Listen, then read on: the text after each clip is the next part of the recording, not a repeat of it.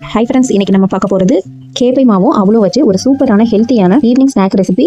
நல்ல soft and டேஸ்டியாக எப்படி ரெடி பண்ணலான்னு பார்க்கலாம். ஃபஸ்ட்டு ஒரு பவுல் எடுத்துக்கோங்க. அதில் அரை கப் அளவு வெள்ளை அவல் சேர்த்துக்கோங்க. தண்ணி சேர்த்து 2 தடவை கழுவி எடுத்துக்கோங்க. இப்போ இதனால் கழுவி சுத்தம் பண்ணதுக்கப்புறம் அவல் மூழ்கிற அளவுக்கு தண்ணி சேர்த்துக்கோங்க.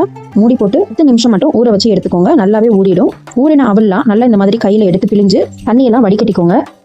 பிழிஞ்செடுத்த அவலெல்லாம் வேறு பவுலில் மாற்றிக்கோங்க. அடுத்ததாக கைகளால் நல்லா அவலெல்லாம் மசிச்சு விட்டுக்கோங்க. சாஃப்டாக தான் இருக்கும், ஈஸியாக மசிச்சிடலாம். நல்லா மசிச்சுட்டு இந்த மாதிரி கையில் எடுத்து பிடிக்கொள்ளக்கட்டை மாதிரி பிடிச்சி பாருங்க, நல்லா பிடிக்கிறதுக்கு வரும்.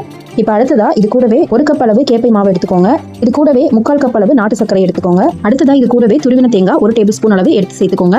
வீட்டை நல்லா எடுத்து கொடுக்கறதுக்காக ஒரு 1/4 டீஸ்பூன் அளவு உப்பு சேர்த்துக்கோங்க. வாசனைக்கு கொஞ்சமாக ஏலக்காய் தூள் சேர்த்துக்கோங்க. அடுத்ததா 1/2 டீஸ்பூன் அளவு நெய் சேர்த்துக்கோங்க. நெய் சேர்க்கும் போது நல்ல மணமாகவும் சாஃப்டாகவும் இருக்கும், அதுக்காக தான் நெய் சேர்த்துருக்கோம். இப்போ எல்லாத்தையும் நல்லா மிக்ஸ் பண்ணிக்கோங்க. தண்ணி ஒரு சொட்டு கூட சேர்க்கக்கூடாது. அவல்ல இருக்க ஈரப்பதமும் நம்ம சேர்த்திருக்க நாட்டு சர்க்கரையும் நம்ம பிசையும் போது ஹீட்ல நல்ல இலக்கம் கொடுத்து பிசைறதுக்கு ஈஸியா வந்துடும். தண்ணி சேர்த்தீங்கன்னா சதசதன் ஆயிரும். நம்ம பிசைஞ்சு வச்சிருக்க மாவை கொழுக்கட்டை ஷேப்ல பண்ணலாம், இல்ல ரவுண்ட் ஷேப்ல கூட பண்ணிக்கலாம். விருப்பப்பட்ட ஷேப்ல எல்லா மாவையும் இட்லி பாத்திரத்துல மூடி போட்டு 10 நிமிஷம் வேக வச்சுக்கோங்க. வாழை இலை கிடைச்சதுன்னா கொழுக்கட்டையை வாழை இலை மேல வச்சு வேக வச்சுக்கோங்க. இல்லைன்னா இட்லி தட்டு துணியை யூஸ் பண்ணிக்கலாம்.